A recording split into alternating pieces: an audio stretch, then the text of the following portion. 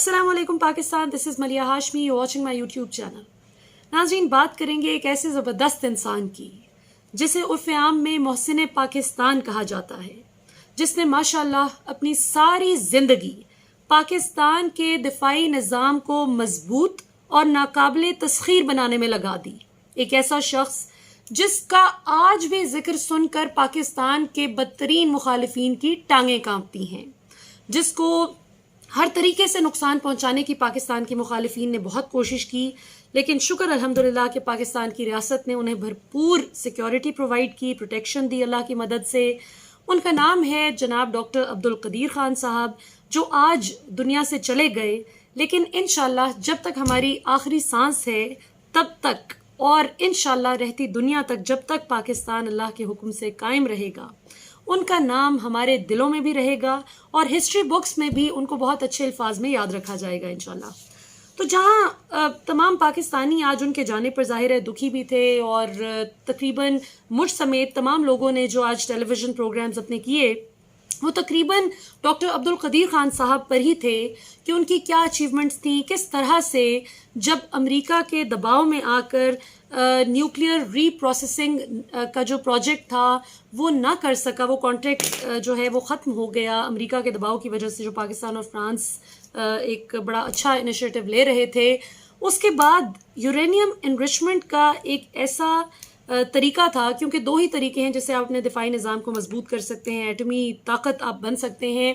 तो एक वो था जिसमें अमेरिका ने अपनी टांग अड़ा दी हमेशा की तरह, और वो ना हो सका। दूसरा वो था जो यूरेनियम इनरिचमेंट का एक ऐसी ऑप्शन थी जो बहुत ही कम लोगों को दुनिया में उसकी सही एक्सपर्टीज़ रखते हैं, और उनमें डॉक्टर अब्दुल कदीर खान साहब का भी शुमार था। तो उन्होंने बहुत अच्छे तरीके से पाकिस्तान को अपनी एक्सपर्टीज़ से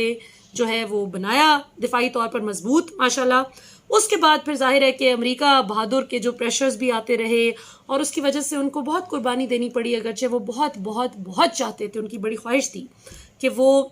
मुख्तलिफ यूनिवर्सिटीज़ में जाएं, कॉलेजेस में जाएं, स्कूल्स में जाएं, पाकिस्तान की यंग जनरेशन से इंटरेक्ट करें और अपना नॉलेज इम्पार्ट कर सकें। लेकिन चूँकि उनकी बहुत हाई अलर्ट सिक्योरिटी थी, और जो हमारी कुछ मुल्क दुश्मन एजेंसीज भी थीं, दे वर आफ्टर हिम, दे वर चेजिंग हिम लाइक एनीथिंग, तो इसलिए भी उनको जाहिर है कि कुछ उनको ये बात नागवार भी गुजरती थी कि स्टेट उन पर बहुत ज़्यादा वो उनको हाई अलर्ट सिक्योरिटी वाला हिसाब किताब उनका रखती है। सो बहरहाल ये कुछ मजबूरियाँ थी, लेकिन मैं आपको इसमें एक सियासी एंगल बताती चलूँ कि चूँकि नवाज शरीफ साहब बहुत ज़्यादा क्रेडिट लेते थे इस चीज़ का कि जी ये मैंने एटमी ताकत पाकिस्तान को बनाया, ये जी मैंने सारा कुछ किया है, और उसमें जिस शख्स का वाकई में काम था और उसके जो कॉलीग्स ने जो सारा काम किया था उनको रिकग्नाइज करने की बजाय, उनको अप्रिशिएट करने की बजाय वो खुद सारा क्रेडिट लेना चाहते थे। सो उस सिचुएशन में डॉक्टर अब्दुल कदीर खान साहब ने क्या जवाब दिया जब तलत हुसैन साहब ने, ये भले दिनों की बात है जब तलत हुसैन साहब दुरुस्त और गलत में डिफ्रेंशिएट करना जानते थे, तो उन्होंने नवाज शरीफ साहब के हवाले से जो सवाल किया उसका क्या जवाब दिया डॉक्टर अब्दुल कदीर खान साहब ने, अल्लाह बख्शे। ये भी मैं आपको सुनवा दूं, और फिर मैं आपको बताऊंगी कि मरियम नवाज साहिबा और नवाज शरीफ साहब की जो सारी टीम है, अगरचे on the face of it तो लगता है कि बहुत दुखी हैं, ट्वीट्स भी बड़ी गमज़दा आ रही हैं। कल शहबाज शरीफ साहब ने पूरे मुल्क भर में नून लीग की जमात की सतह पर, पार्टी की सतह पर सोग का ऐलान किया है कि महफिलें मुनाकिद की जाएं और उनके लिए साले सवाब की दुआ की जाए। लेकिन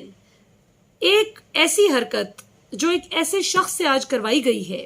जिससे गालिबन जो बात अब मैं आपको सुनवाने जा रही हूँ जो डॉक्टर अब्दुल कदीर खान साहब ने कही थी, उसका गालिबन बदला लिया गया है। ये जरा सुनिए और उसके बाद फिर मैं आपको बताती हूँ कि इन्होंने कैसे बदला लिया। बहुत से लोग जो है वो क्रेडिट लेते हैं, वो कहते हैं कि nothing succeeds like success and failure is an orphan। Nuclear power बनाने का जो कामयाबी है, आपका कंट्रीब्यूशन हमें इसका इल्म है। नवाज शरीफ साहब बारहा कहते हैं कि अगर मैंने फैसला ना किया होता, अमेरिकी दबाव ना बर्दाश्त किया होता, तो पाकिस्तान कोर्ट से कोर्ट न्यूक्लियर पावर ना बनता। आपकी असेसमेंट चाहिए। अब ये तो सब तारीफ को पता है, आप ऐसा जफर साहब से पूछ लीजिए क्या कोई एनजीओ कैसे बनाया। नवाज शरीफ साहब तो पटाखा नहीं फोड़ सकते थे, और न फोड़ने के काबिल है, और भुट्टो साहब घास खा के भी वो नहीं बना सकते थे, बनाया हमारे फैकार, और हमने अपनी जान कुर्बान करके अपने फैमिली लाइफ कुर्बान करके और थोड़ा भी साइंटिस्ट और इंजीनियर है, इन्होंने क्या किया, इनमें तो ये हो या कोई और हो, इनमें तो इतनी भी सलाहियत नहीं थी कि जब मिसाइल फायर हुई, इतना बड़ा वो कारनामा था पाकिस्तान के लिए, बैलिस्टिक मिसाइल गोली फायरी, तो भी कोई नहीं आया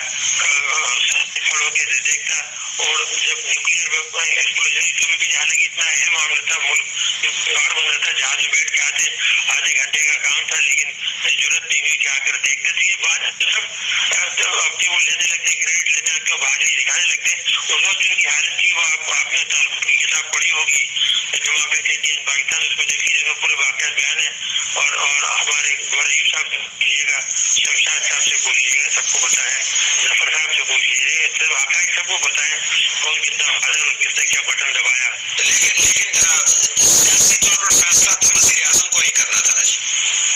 सब कराया गया था। किसने? आपने कराया था, आर्मी चीफ ने कराया था। आपको बता देना, आप तो इतने सही, बहुत बड़ा मेरा रोल था। जफर साहब को फोन लगे पूछ दीजिए, इसमें बहुत बड़ा फ्रीडम मेरा रोल था। तो नवाज शरीफ साहब नहीं चाह रहे थे कि वो न्यूक्लियर टेस्ट करें? नहीं, ये चाह रहे थे कर रहे थे। और उनकी जो तालबोर्ड की किताबें आप पढ़ लीजिए, उससे बार बार कह रहे तालबोर्ड से कि मुझे बहुत अफसोस है कि मुझे ये करना पड़ रहा है। मैं बहुत समझता हूँ कि मैं ये जी। तो ये आपने सुना, सॉरी अगर आवाज़ में डिस्टॉर्शन हो, क्योंकि इसी तरह से ये वीडियो है। अब ज़ाहिर है कॉपीराइट इशू की वजह से मैं वीडियो तो नहीं लगा सकी, लेकिन मैंने आपको ऑडियो सुनाई। जिनको नहीं समझ आ सकी उनको क्विकली मैं 30 सेकंड में बता दूं कि तलत हुसैन साहब ने 2 अहम सवालात किए इस वीडियो क्लिप में। डॉक्टर अब्दुल कदीर खान से उन्होंने पूछा कि ये जो पाकिस्तान को एटमी ताकत बनाने के हवाले से नवाज शरीफ साहब क्रेडिट लेते हैं कि मैंने ये किया है, तो आप क्या कहेंगे कि इसमें नवाज शरीफ साहब का क्या रोल था? तो डॉक्टर अब्दुल कदीर खान साहब ने कहा कि नवाज शरीफ तो पटाखा भी नहीं फोड़ सकते, बॉम्ब फोड़ना तो बड़ी दूर की बात है, ये तो हमने और हमारे रुफकाए कार यानी हमारे कॉलीग्स ने अपनी जानों पर खेल कर, जानें कुर्बान करके ये सारा काम किया। और मियाँ साहब ने तो इतना भी हमें सपोर्ट नहीं किया कि वो हमारे साथ मौजूद होते जब हमने ये किया। और आपको पता है कि फिर माशाल्लाह जब हमने 98 में ये बड़े कामयाब ये सारा एक्सपीरियंस रहा, कामयाब तजुर्बा किया,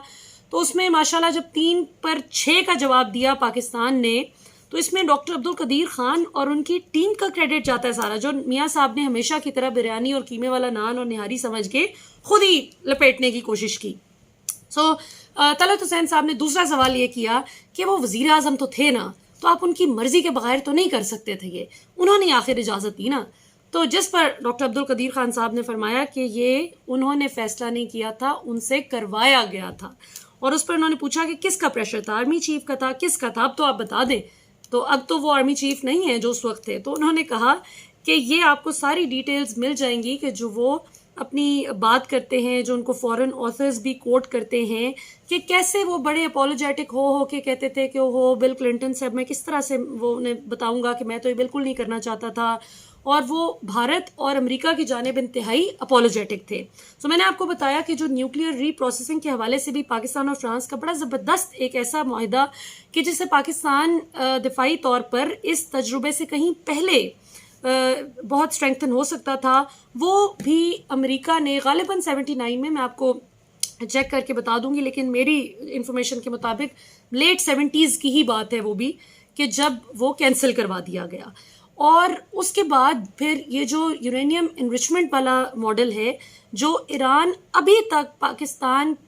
के 20% तक भी नहीं पहुंच सका, जहाँ तक पाकिस्तान पहुंचा है माशाल्लाह, वो 93 डिग्री पे उसको लेकर जाना होता है, बहुत से लोग उसको नहीं कर पाते, इसके लिए ख़ास एक्सपर्टीज़ चाहिए होती है। तो माशाल्लाह डॉक्टर अब्दुल कदीर खान साहब ने ये काम कर दिखाया। तो उस पर आप और कुछ नहीं कर सकते, कम अज़ कम आप अप्रिशिएट तो कर देना जिस बंदे ने किया है। तो इस हवाले से ज़ाहिर है कि डॉक्टर अब्दुल कदीर खान साहब की नवाज शरीफ साहब से ग्रीवेंसेस थी, फिर इसी तरह उनकी मुशर्रफ साहब से भी कुछ ग्रीवेंसेस थी, और मेन उनको एक कंसर्न यही था, मुशर्रफ साहब से इनके कुछ इख्तलाफात भी हुए। मेन कंसर्न इनका वही था कि बहुत ज़्यादा मुझे लिमिट कर दिया है, मैं कहीं आ जा नहीं सकता, मैं पाकिस्तान की नौजवान नस्ल से इंटरेक्ट करना चाहता हूँ, क्योंकि ज़ाहिर है बड़े खुश मिजाज और वो बताए जाते हैं कि बड़ा उनकी कंपनी को लोग इंजॉय करते थे। सो वो जाहिर है कि उनको एक कुर्बानी देनी पड़ी। और एक आपने अगर नोट किया हो, अगर आपको उनकी आवाज़ समझ आई हो इस क्लिप में, जो उन्होंने कहा कि हमने अपनी फैमिली लाइफ को भी, मैंने और मेरे कॉलीग्स ने قربان کیا. تو یہ بہت بڑی قربانیاں ہیں. نواز شریف صاحب کی صاحبزادی مریم صاحبہ آپ پہلے بھی جانتے ہیں کہ ڈان لیکس میں جو کچھ کر چکی ہیں. ڈان لیکس کس سے کروائی انہوں نے؟ سرل المیڈا سے کروائی, جو ان کے بہت ہی چہیتے صحافی ہیں, جنہوں نے اس وقت بھی پاکستان کی فوج کو بدنام کیا. اور جیسے کہ میں اپنے پچھلے پروگرام میں بھی آپ کو بتا رہی تھی کہ پاکستان کی فوج کی شاید سب سے بڑی غلطی یہ ہے